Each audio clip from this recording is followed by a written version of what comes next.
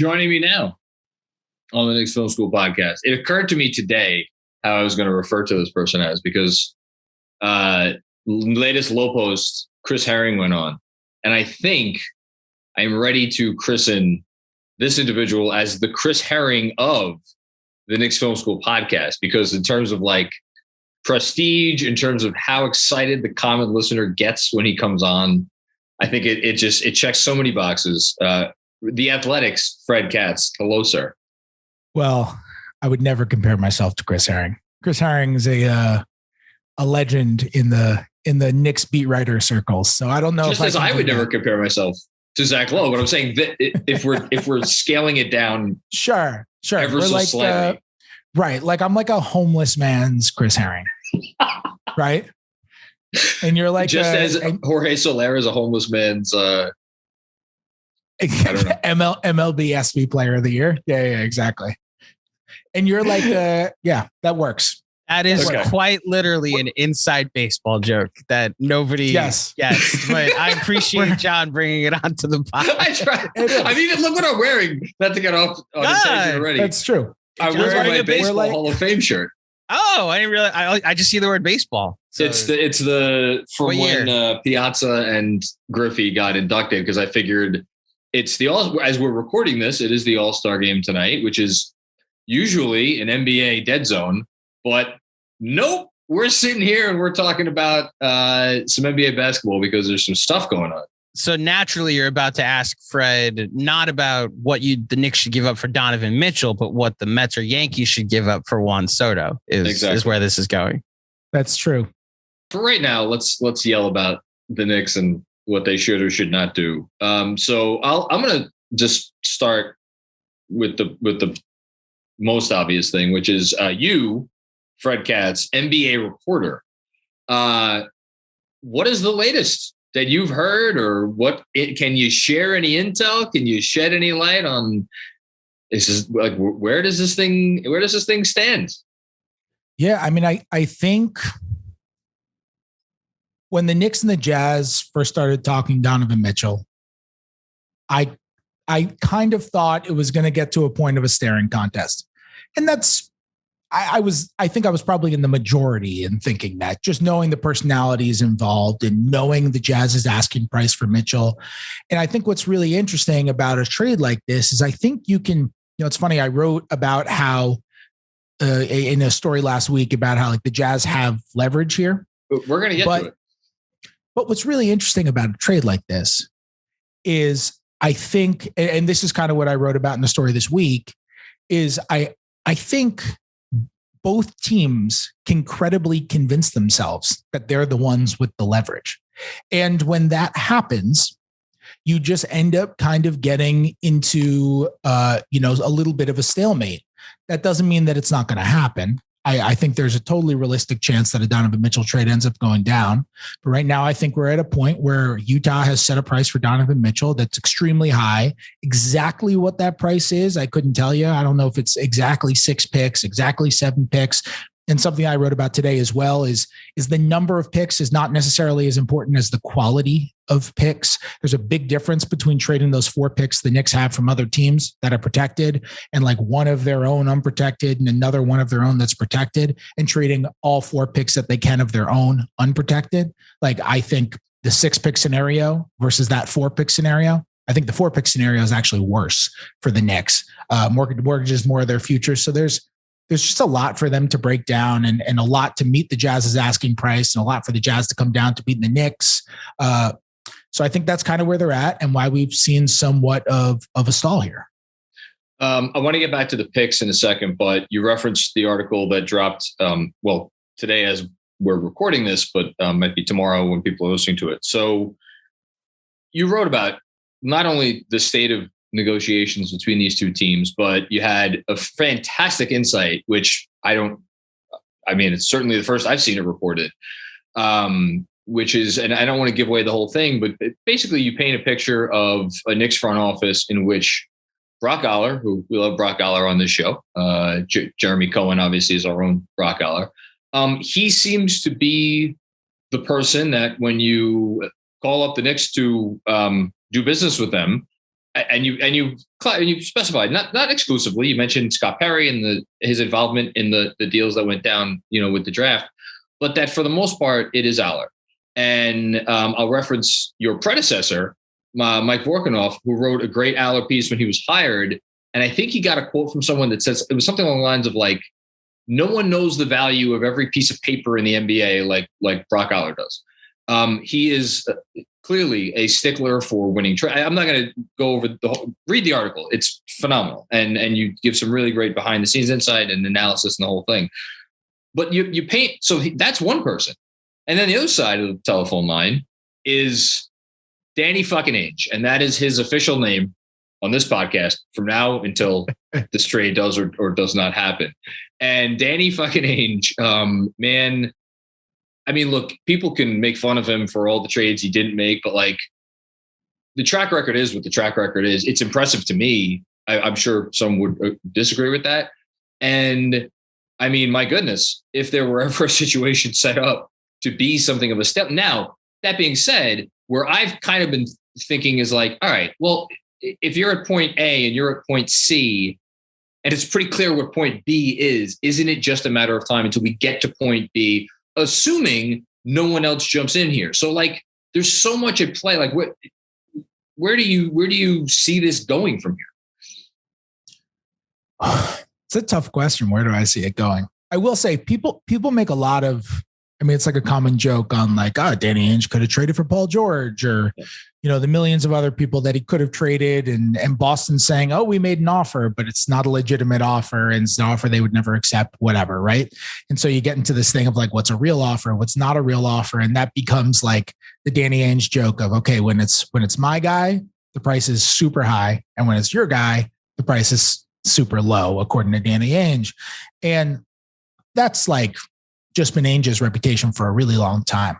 What I will say, you don't get the passing on Paul George trade or non-trade without the, or I should say, you don't get the getting all of those picks in the KG Pierce trade. You don't get all those picks in the Rudy Gobert trade without the passing on Paul George trade, because it's the same mentality. The way that Danny Ainge likes to negotiate is he essentially doesn't really negotiate.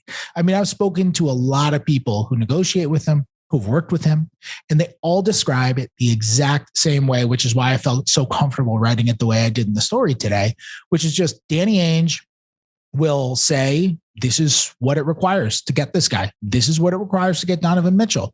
Call me when you're willing to give it. And then he's done and it's over. And I don't know. I'm stuck between whether it's stubborn and whether it's brilliant, because it's like he's pulled off some of the greatest trades in NBA history, because sometimes people it's kind of a home run swing way to do things. Right. And look, the Celtics made the title this year, first and foremost, because of the KG and Paul Pierce trade, because they made the finals. Sorry. Thank you. Pretty big accomplishment still. Yeah, very big accomplishment. And they're set up to have a great team for a really long time, because they have Jason Tatum and they had Jalen Brown, who were Jalen Brown was a direct product of one of those Nets picks. And Jason Tatum was an indirect product where they got the number one pick and then they traded down to 3 and they took Tatum. So, those sorts of home run swings have worked for Ainge on many an occasion. And I think something will happen with Mitchell eventually. Like, he's not ending this contract on the Utah Jazz. He's just not. But I don't know when it's going to happen. I don't know how it's going to happen. I don't know if a third team is going to slide in and say, you know what, this is taking a long time. Let's see if we can scoop something up. I don't know if it's going to be Miami, who we've heard a ton about, but I think is also concentrating on Kevin Durant, or if it's going to be some wild card team we haven't even thought of, or if it's going to be a team that's after Durant. And then when they miss on Durant, is going to say, let's refocus all these assets to Donovan Mitchell, like a Toronto or something. And by the way, Toronto would be really interesting in a trade, because Masai Ujiri negotiates that same way as Danny Ainge does, where it's like, here's what I want. And that I'd love to be a fly on the wall for that conversation if it happens. Yeah. I mean, I did the thought exercise in the newsletter, I think it was last week, of literally going through not all 30 teams. I think I went through like 21, 22, the ones that had even a semi-realistic shot at a Donovan or reason to want to try to take a shot at a Donovan Mitchell trade. And I think my analysis of the Raptors was similar to my analysis of some other teams, which is that, and I want to get your opinion on this because maybe I'm off base, but like, I think Danny Ainge he doesn't want, I think I referred to this recently. He doesn't want the scratch offs. He wants the Mega Millions tickets. Now, obviously, historically, Knicks first round picks have slightly better odds of returning a decent, haul than a Mega Millions ticket. So that is why he wants them. And as you referred to before, if you could get enough of those unprotected, well, you know what? Maybe they're good for one of those years. Maybe they're good for two of those years. But if they're bad for one or two of the other years, and then only if you get lucky in the draft, and there you have it. You've acquired the first or second or third pick or whatever by a trade. The Raptors, along with some of these other teams that I could see getting into the Mitchell sweepstakes, first of all, a lot of them are well-run organizations. Certainly Toronto is. And I think Miami, this falls for Miami as well, which is complicated by the fact that can they trade Hero to a team that could potentially give them first, and maybe that team isn't as good, but I'm getting too far afoul. The point is, I wonder how much Danny Ainge is just valuing. I want to get the most picks I can from a team that has a chance based on present circumstances or in the Knicks case, history of being really bad. And that's why I wonder if he is going to want to do a deal with the Knicks more than he will want to do a deal with almost any other team. That's totally fair. I think that's a plausibility. Whenever you acquire draft picks from a team, you're betting on or you're at least hoping on their failure moving forward. And when you are trading draft picks you're trading for draft picks from a team and giving up a star of Donovan Mitchell's level, where he's been an all-star 3 years in a row, like you really are trying to bet on that team's future failure. So yeah, totally. I mean, I think that's a huge thing. That's why I talked about the difference between, like, it's not just how many picks, it's the quality of the picks and what team it's coming from factors in there too. Like that Mavs pick next year is only top 10 protected. So it's like kind of okay. And I think it becomes unprotected in 2024, right? But I actually, my understanding is it converts to 2 seconds if it doesn't convey in 23, 24, or 25. The only pick without the real series protections is the Bucks pick. That's only top 4 or maybe top 5, excuse me. But that's likely to be high. Yeah. And I don't know if I've actually, it's the Mavs. I misspoke, by the way. It's top 10 protected in 23, top 10 protected in 24, top 10 protected again in 25. And then it converts into a 2 seconds. Pick if it doesn't convey by them. So I don't know what the best of those picks is. I guess I don't know, because I could actually see that Wizards pick, like the likelihood that it ends up at 10 or 11 or 12, I think is much higher, obviously, than the likelihood the Bucks pick ends up at 6 or 7 or 8. So even though there's not that ceiling, but like none of those picks are great. And my evidence for that, and this is another thing if I'm off base on, I want to hear your opinion. They got 2 of these 3 picks that are on the table, plus a protected Denver first that they used to, do the Duran trade, and then they ended up getting the Milwaukee pick from Detroit and that whole thing. They got all of 3 picks for 1 pick in this draft that was the 11th pick in a draft that was seen by most people, I think, by the time of the draft to be, if not like, was there a drop off after 8? Was there a drop off after 9? Like there was definitely a drop off at some point, and it was definitely, but by the time the Knicks were up, I think that's where the drop off started. And like, okay, you want to say it's not that valuable of a pick, but like you still got 3 firsts, 2 of which again the Knicks still have, for a pick that was like fine. Doesn't that say as much about their value as anything? Yeah. I mean, I thought what they did on draft night was fine. I wrote yeah, I will. I'm not criticizing that. I'm just saying to now turn around and be like, oh, well, they're first round picks. We could, they count just the same. That's my point. Yeah. Yeah. No, that's fair. That is a good point. We deem them worth 11. Although I have to say, as someone who, I'm not a religious person, but I do believe in the basketball gods, and the Wizards just live in the 9 to 11 range. That is just where they live. They want a gun for the playoffs, and they oft fall short. And that they just live there. They're 9 to 11 like all the time now. And I think locking up Bradley Beal in that contract, obviously that really affects their flexibility moving forward. That pick is top 14 protected in 23, top 12 in 24, top 10 in 25, and top 8 in 26. The Wizards could easily end up with the 9th or 10th or 11th or 12th pick at some point during that time period when the protections are removed enough for it to actually convey to the Knicks. It is totally and completely plausible.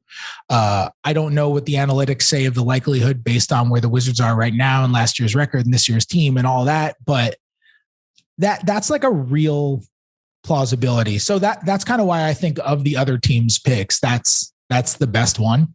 And we might look back on that trade. I do also think that is a scenario of a team betting on another team's lack of success, right? Like, oh, for sure. I think at least it should be. Like, I think we could look back on that trade and be like, oh, wow, the Knicks got the 11th pick and a better draft plus those other picks, plus they dumped Kemba Walker's salary. That looks going to look really good in retrospect if that's what happens. So, but doesn't this go to your point about Brock Aller? Like, he came out on top on draft night. He does not want to not come out on top in this trade. And at the same time, like, I don't know, you did the reporting. Like, do you think there's a scenario where, I don't want to say Leon Rhodes steps in and like basically says, look, I love you, Brock, but we got to do this. Like, do you have any, who knows? I don't. I have absolutely no idea. I can't predict the future. I can report on what's happened and how people Fred, you have to have acted in past situations. Like, I do think there's pressure on the Knicks to get this done. And from where? I don't want to say, how can I phrase this the right way? I don't want to put you get you in trouble. No. Put me on the spot. No, I'm not saying that because it's going to get me in trouble. I just want to articulate myself properly to just explain, because I think there is just, when a front office gets hired, in part because of its connections, its relationships, and its ability to bring in big names. And then one of the big names who everybody has considered would be at or near the top of their list of big names they could potentially bring in becomes available. And it's already been 2+ years with that front office. They're entering season 3 right now of them running the team. And that guy becomes available and you aren't able to get that done. And there isn't another obvious star who's just next in line who you can go to a week or two later and be like, okay, missed out, no problem. Let's go get Devin Booker. Well, now you're not getting Devin Booker. He just extended. Okay, no problem. We'll go get Karl Anthony Towns. Well, you're not going to do that. He just extended. So there's no obvious next guy after Donovan Mitchell, at least not today. You know how the NBA works. There could be one tomorrow for all we know. But at least as of today, there's not a next obvious guy. And I think now it's not like you're in a bad position team building wise. They've drafted quite well. And they have a surplus of draft picks, as we just talked about. There are a lot of teams that are in worse positions than they are, but you're just kind of failing to capitalize on the initial mission statement. The whole reason you got these picks and these young guys was to be able to go get maybe not even someone like Donovan Mitchell, maybe even specifically Donovan Mitchell. So I do think there's just an external pressure when you have a plan to be able to just go out there and actually execute the plan when it's staring you in the face and saying, execute me now. And that's kind of what I mean when I say I think there's a pressure on the Knicks. At the same time, I think there's also a pressure on the Jazz to be like, we want to rebuild. We want to get stuff. We don't have to trade Donovan Mitchell right now. He's got 3 guaranteed years left, but we're going to get more the longer his contract is. And we'd like for this situation to be over. So I think there's pressure on both sides, while both sides could also convince themselves credibly that they're the ones with the leverage, which is why it's just like a really interesting trade negotiation. I completely agree. And I'm going to say the thing that I don't think you're supposed to say as a Knicks fan right now. And I'm going to not only agree with you, but agree with some of the national media that have, said it in different words, but essentially like the Knicks need to do this. And while I agree with everything you said about they're not in a bad spot right now, I'm a 39-year-old Knicks fan. I would like at some point before I die to root for a team that is in contention for a title. Okay. If they do not trade for Donovan Mitchell today or whatever this summer, what am I rooting for to happen? Okay, let's go through the things I'm rooting for to happen. I'm certainly not rooting for them to open up cap space, because who the fuck knows when NBA free agency is going to return in the way that it existed for a while. I mean, yeah, we could talk about the cap jumping up in 2025. Okay, maybe there's some stuff that happens then. That's 3 years from now. All right, that's whatever. I've lasted this long. What's 3 more years? Not terribly excited about rooting for the cap jump in 2025 players to come available. Okay. Am I rooting for the team to lose enough basketball games to jump up and like realistically have more than like an 8% chance to get into the top 4 of the lottery? Well, I've done that and it's fine. I was totally fine rooting for them to lose basketball games 4 years ago. Got them RJ Barrett. Okay. Really nice player. Maybe you'll make an all-star team, a couple all-star teams someday. But this front office is not set up to make that kind of a run at a top pick. That's not what they, as you just explained, that's not what they were brought here to do. That's not what they've been doing. So then it's like, okay, well, I guess I have to root for the front office to get fired and for James Dolan to hire Sam Hinkie or someone of that ilk. I don't really, that's not fun. That's not what I want going through my mind when I'm watching a game. So then I turn to option number 3, which is, well, the kids will get better this year. Maybe Obi hits, maybe Quickly hits, maybe Grimes hits, maybe RJ takes all of these things. And then we'll be in a position to trade for the next star. Okay, great. Does that star want to be in New York? Does he have years left on it? And if he doesn't clearly want to be in New York, how many years left does he have on his contract? Is he the 32 like Dame Lillard's going to be? I think, right? Is Dame 30 or 31 or whatever? Dame's over 30. 30s. Is he going to be, what is he? We'll just say 30s. Wrong side of 30.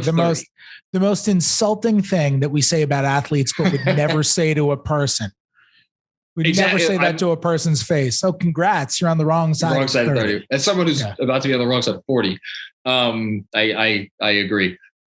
So then it's like 30. Andrew's typing in the chat, 32. So that's what I'm left to root for, right? I'm left to root for. Okay, well. How like realistically, how long is it until Zion gets sick of New Orleans? And by the way, they have a nice situation going on down there, so maybe that doesn't happen in the next 2, 3, 4 years. Does Joel Embiid get sick and tired of playing with James Harden? But wait a minute, he's an MVP candidate, and he's going to be he'll be 30 by the time he hits the trading block. And what are you giving up then to bring it? And this is where I'm at, right? This is where I'm at as a Knicks fan, and it's where I don't want to be.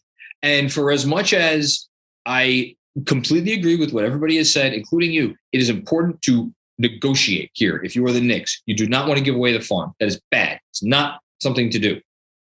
The notion that, all right, if we don't get Donovan Mitchell, that's fine.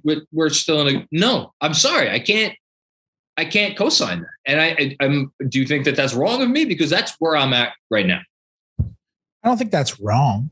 I just think it depends on the price. Sorry, one last thing. If you assume that Ainge is going to trade Mitchell before the season, which I personally do, that's my personal opinion.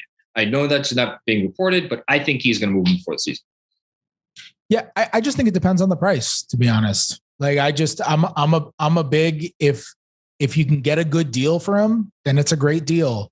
If I'm the Knicks, I would not. I I would be wary about giving up four unprotected firsts. I would be wary about giving up 3 unprotected firsts. Donovan Mitchell's a really good player, and he's an offensive hub.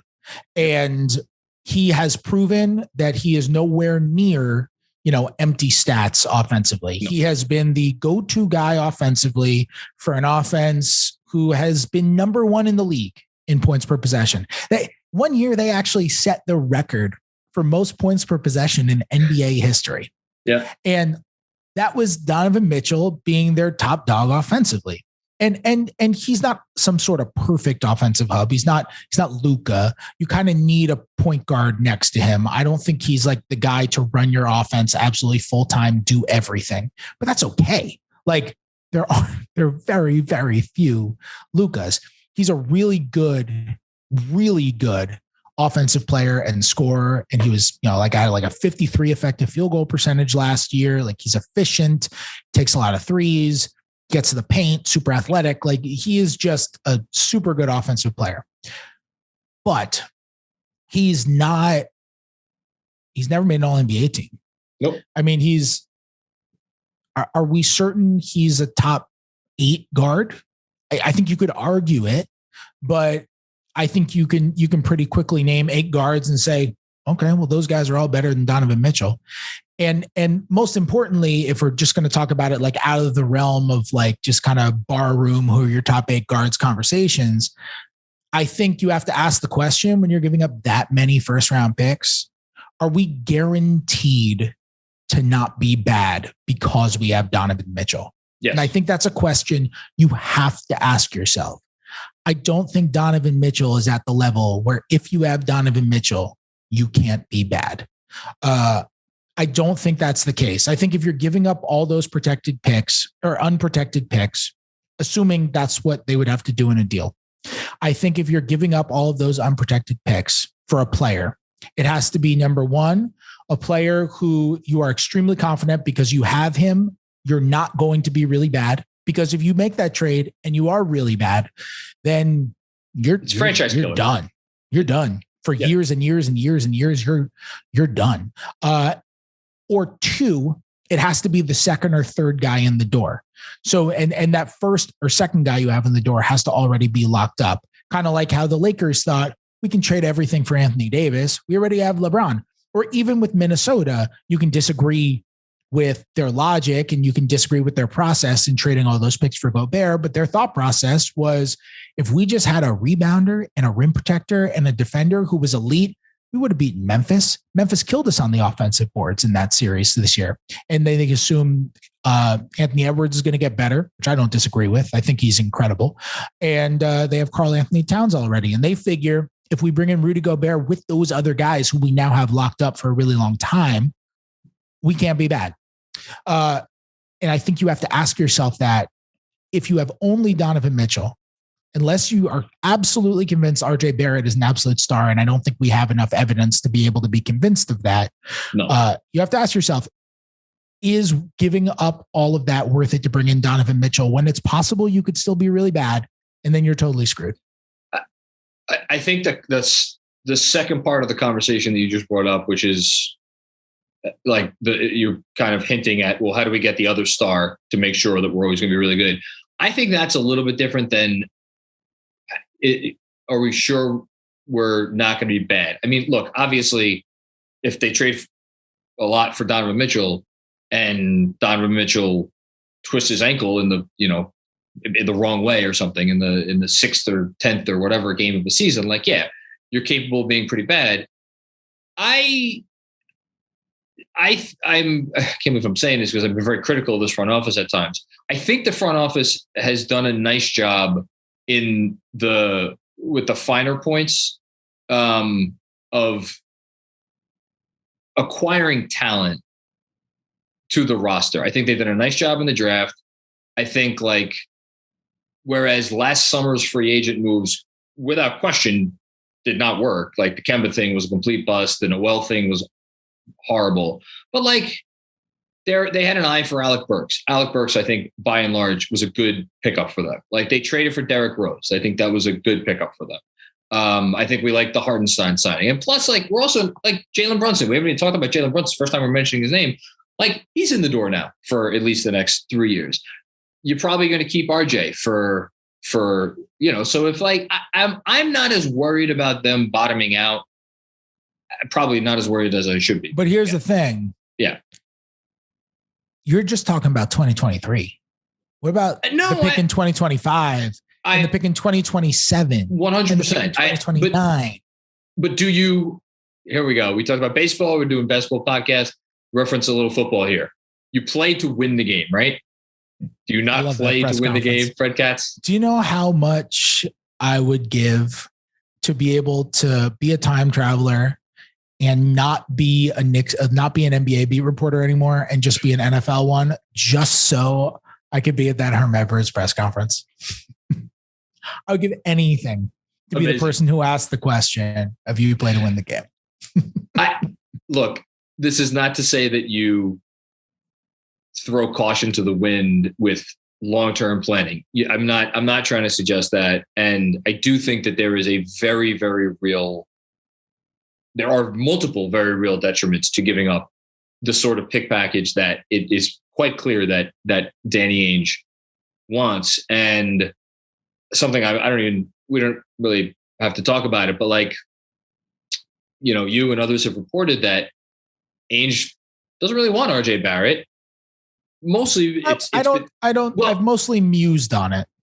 I've connected dots. Okay. Yeah. And the dots. Ainge, well, I'll say is the Jazz, my colleagues at the Athletic, Sham Charania and Tony Jones, who covers the Athletic for us, or covers the Jazz for us. They reported that the Jazz want guys on controllable rookie scale deals. Yes. And to me, that seems to imply Quickly, Toppin, Grimes are more favorable in their eyes because RJ is extension eligible. And Tyler Hero would be in the same situation as RJ because they're the same draft class. They're going to get expensive. And I think the Jazz, at least according to that reporting, they want more, guys earlier on their rookie scale deals. So I was more connecting dots as reporting that as like an explicit thing. And I think they're the correct dots to connect. And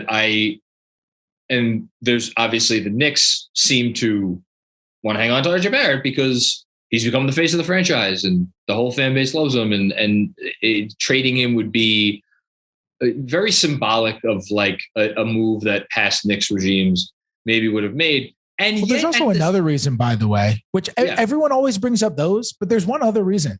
What? He's good. If you want to be, he's very good. If you want to win a lot of games with Donovan Mitchell, you need to have some good players. Like, you can't just trade away all the good players. Can I ask you something though? He's good.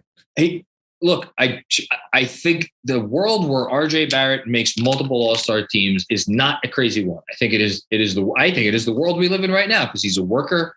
I think there was a path for him to do that, a real path. I am not doubting him in that respect. And yet, every person who covers the league and is looking at this situation, and look, you can't predict that. Who the frick would have predicted Chris Middleton when he got traded from Detroit to Milwaukee turns into a guy who's going to make the Hall of Fame probably someday? Kyle Lowry couldn't get off the freaking bench for the Raptors when he first got, like, shit happens. So to say that RJ could turn into an all NBA level player, it's not that nuts.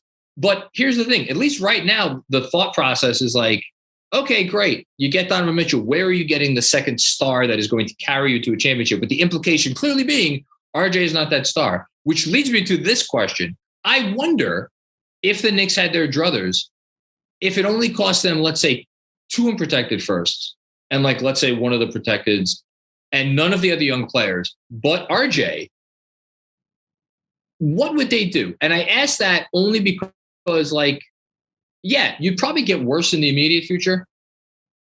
But in terms of the conversation about having enough left over to trade for that next star, well, that's a lot easier to imagine if you have much more in terms of the picks to work with. Nobody's even talking about that, and I'm not sure we need to. It was something that I've been thinking a while, and I wanted to bring it up to get your 2 cents on it. Yeah. No, I mean, I think I think that's fair.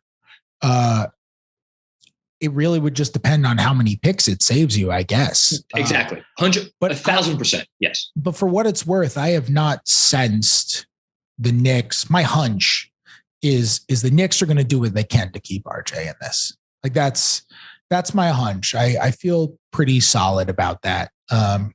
Maybe things evolve, maybe things change from where they're at now.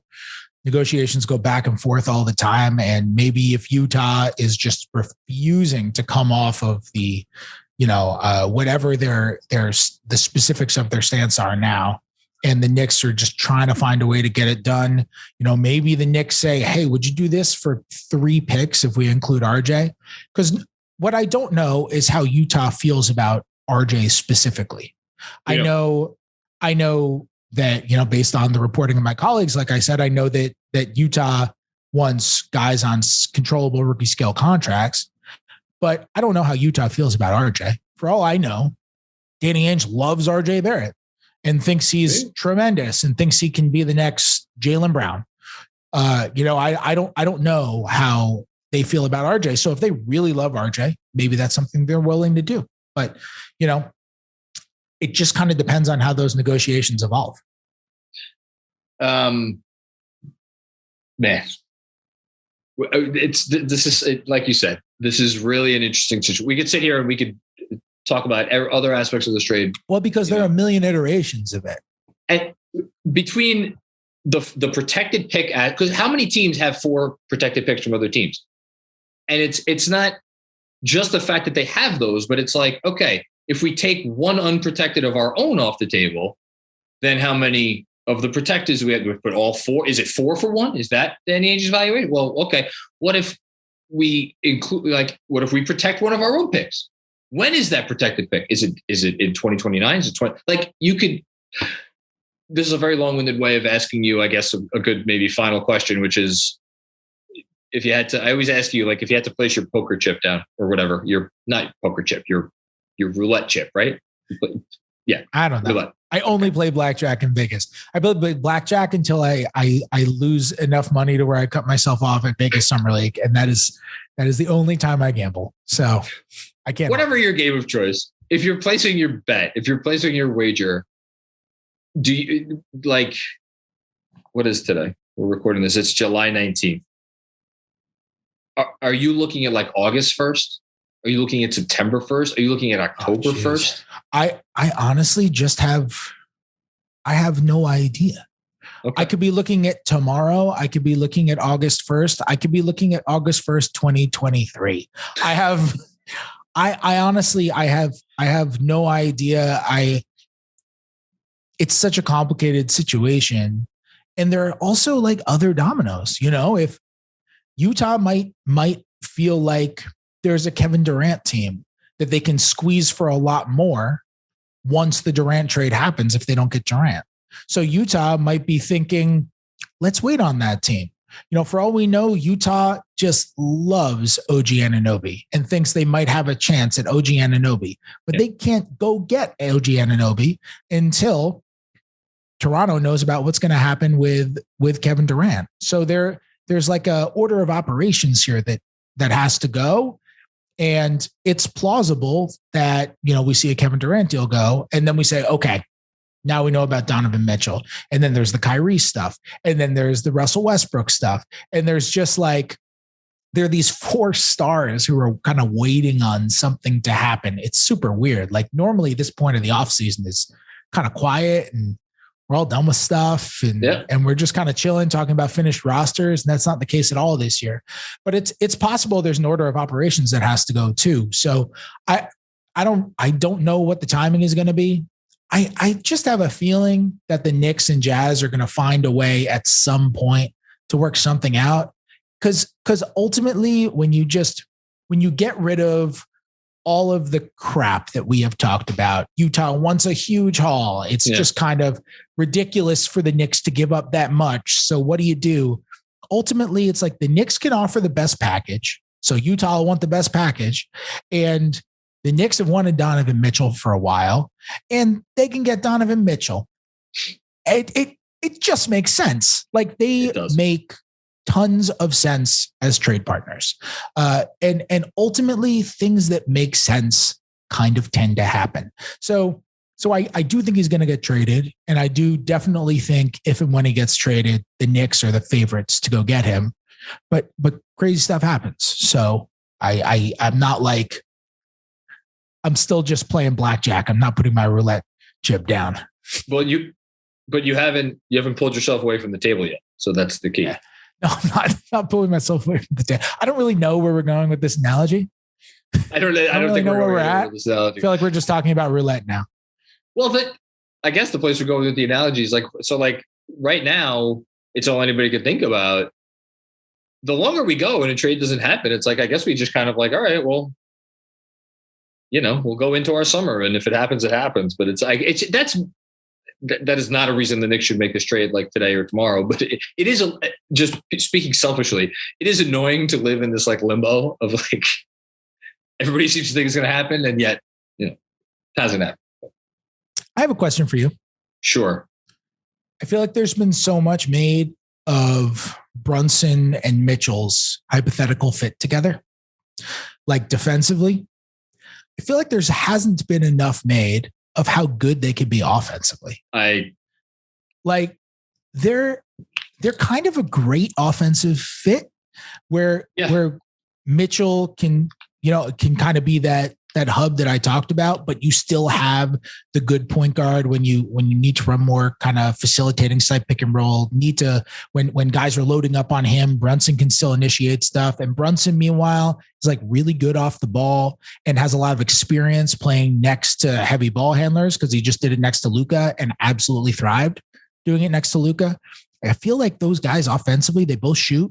And I feel like those guys offensively, they both shoot and they both get to the rim. Like they're totally different stylistically, but they're both 3-level scorers to a degree. Mitchell completely. Like I just say Mitchell more than Brunson. Yeah. Do you think what do you think of their overall fit together? The defensive concerns, like the first thing that pops into my head is first world problems. Haven't had many of those for a while now. Again, it's like act as if, right? Act as if you are building a team that someday can win a championship, right? But I can't say I care that much because, like, again, I used this analogy the other day. Like Jordan Poole is going to get paid $100 million very soon. There were some finals games where he played 12 minutes, 13 minutes. Like teams make difficult decisions the longer you go, and you know what? That stuff kind of gets forgotten and you live with it. And like, I hope there's a situation where the Knicks are in conference finals and like Jalen Brunson only plays 15 minutes because you know what? Great problems to have.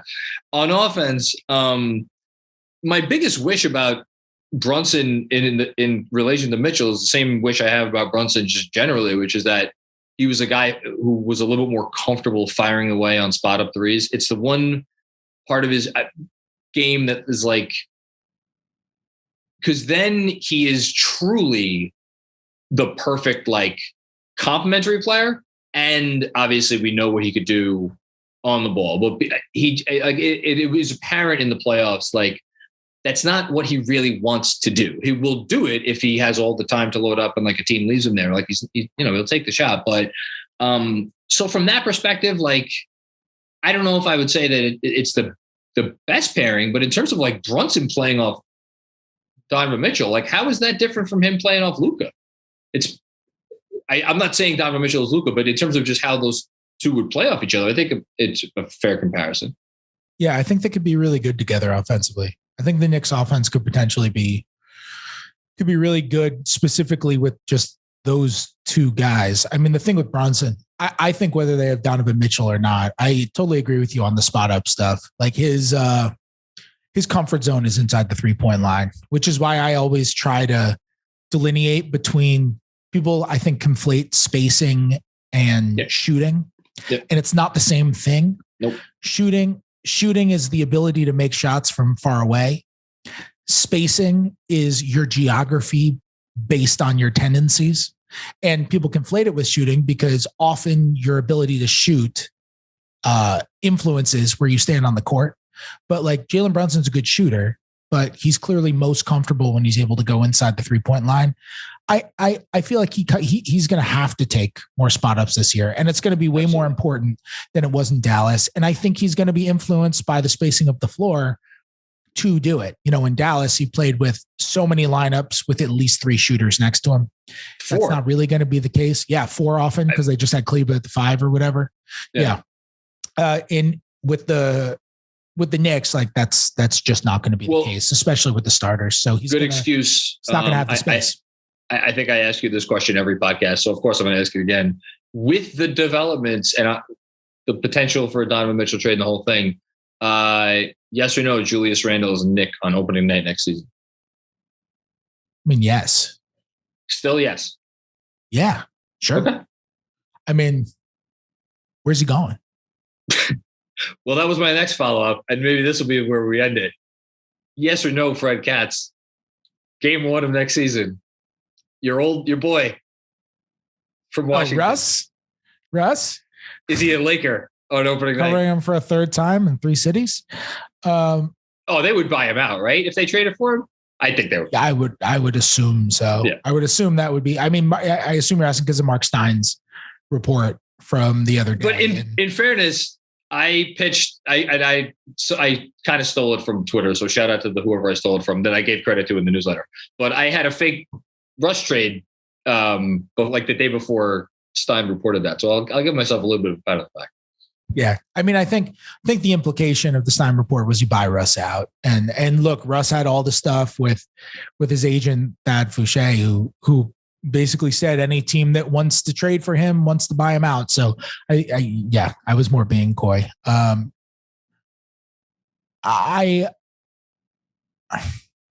still think the greatest chance is Julius Randle ends up with the Knicks.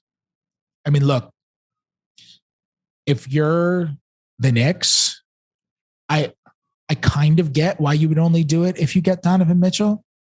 But like, if you're the Knicks, like you could also just do that trade if you wanted to do it. Like you could just make that trade happen if you wanted to do it and live with the dead cap hit for a year. Like it might be a thing they already do. And I get why you want to do it if you have Donovan Mitchell, because Mitchell is adding $30+ million of salary to your books for the next 3 years. And Russ is an expiring contract. So you're trading 4 years of Randle for 1 year of Russ, and you deal with the dead cap hit on your books for 1 year. And then you go out and get something else. So it would certainly be the largest dead cap hit in NBA history. If they didn't get, because if they get Mitchell, like there's only one ball, and like I think everybody could agree, like stylistically, Brunson, Mitchell, RJ, and Julius Randle, like that's just, it's really tough to envision. I could see them giving it a go. But putting that aside, like if they didn't trade for Mitchell and they did that, my God, what an indictment that would be on what the team that employs Julius Randle. I mean, I'm not forgetting who I'm talking to here. Like, way to pander. I mean, look, it didn't look good with Randle last year, and no. I'm not arguing they should do that trade. By the way, I think the logic would just be that you just clear things out so RJ can have a more natural role and Obi Toppin can have a more natural role and the rest of those guys can have a more natural role. But I also think in doing that deal only after a Mitchell trade, you're punting on your ceiling for the immediate season.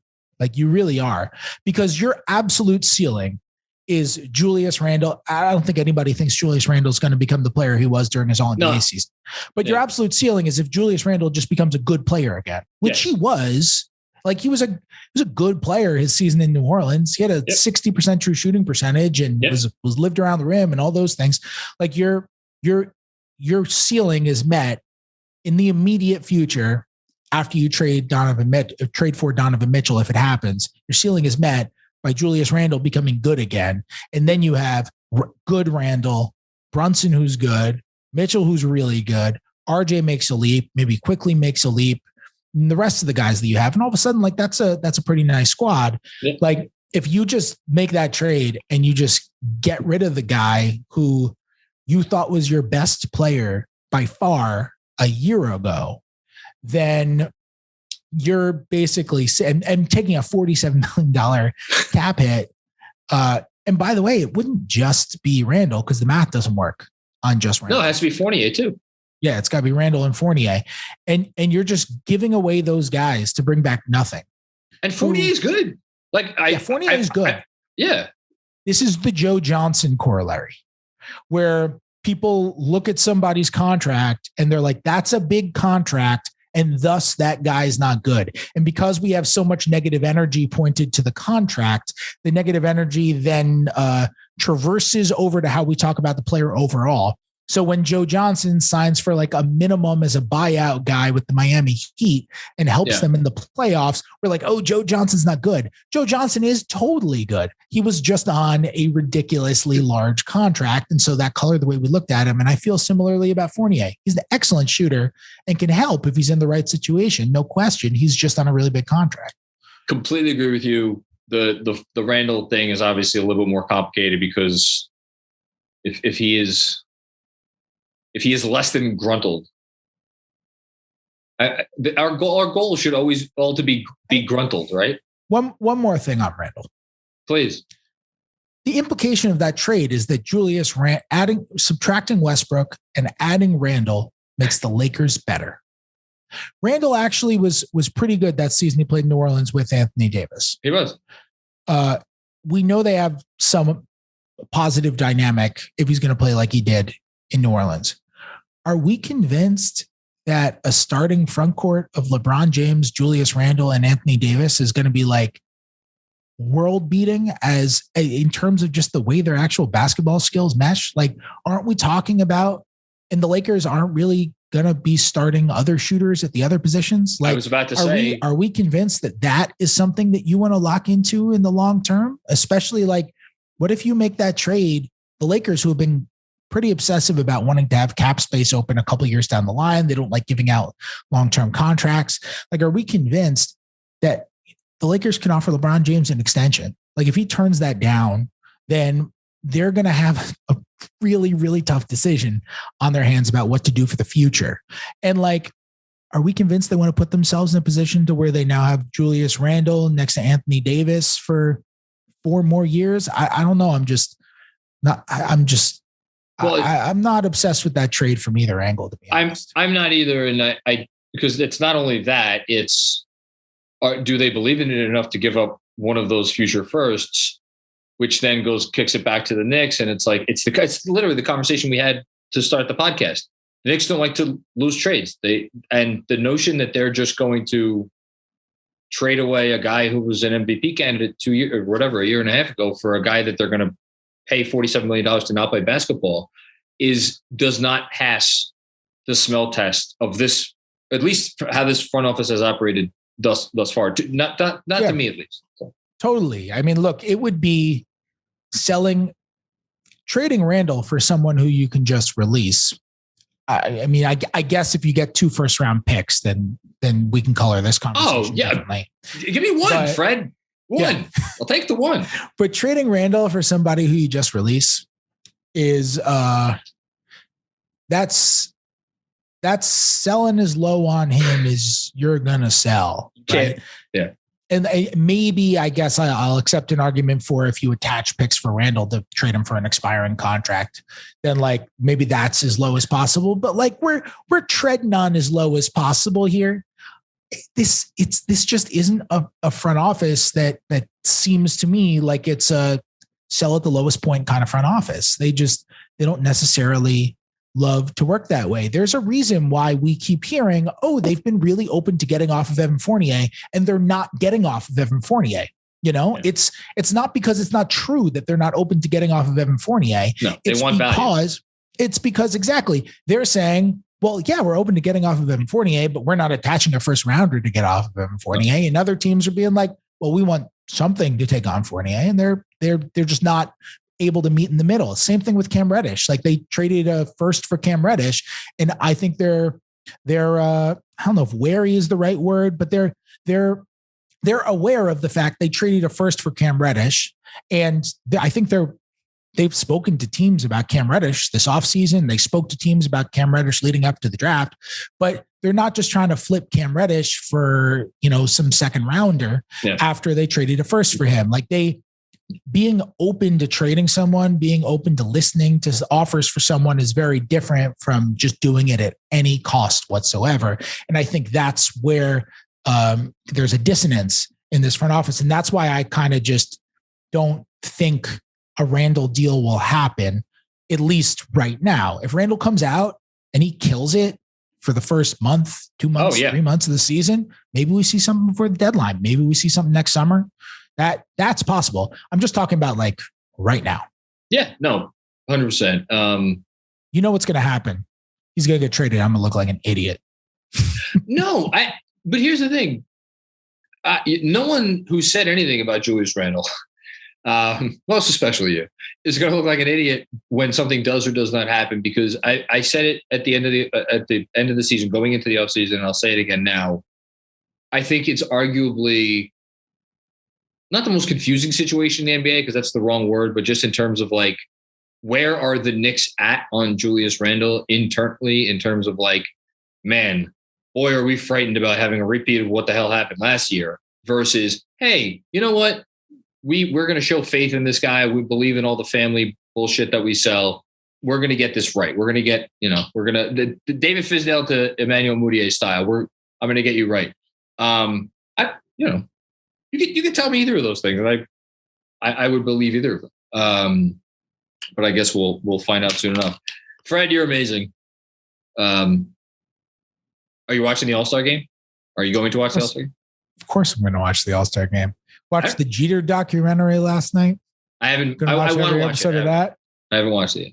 It was exactly what I expected. It was so Derek Jeter. It was everything that I expected.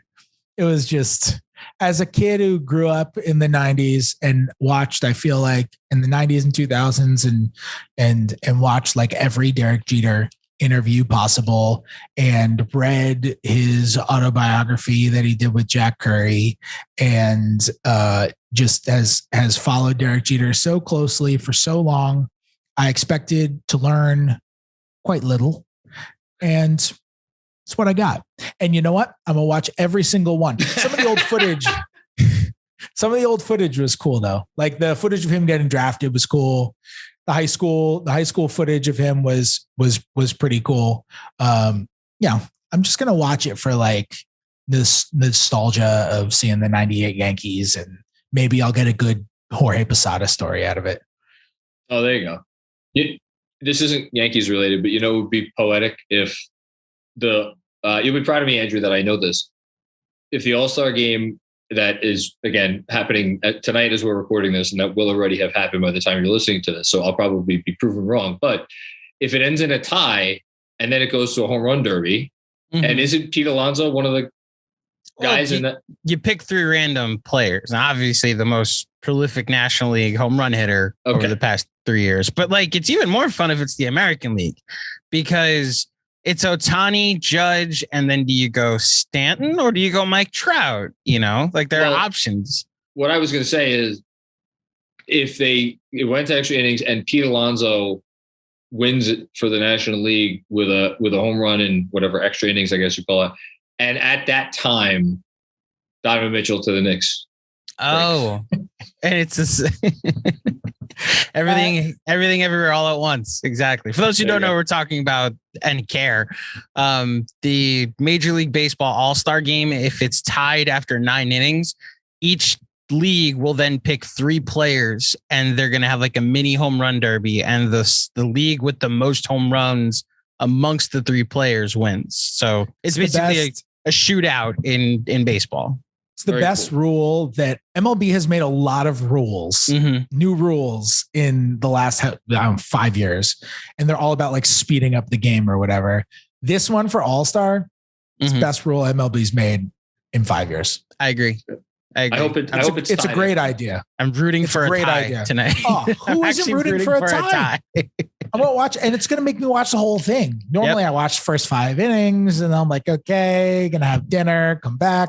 Like now I'm gonna stay to the end if it has a chance of being a tie. Even more so, Fred, as a Mets fan who usually gets one player in, I usually just tune in for that, like, oh, that one Michael Conforto at bat, or that one Jacob deGrom inning, and then I'm out.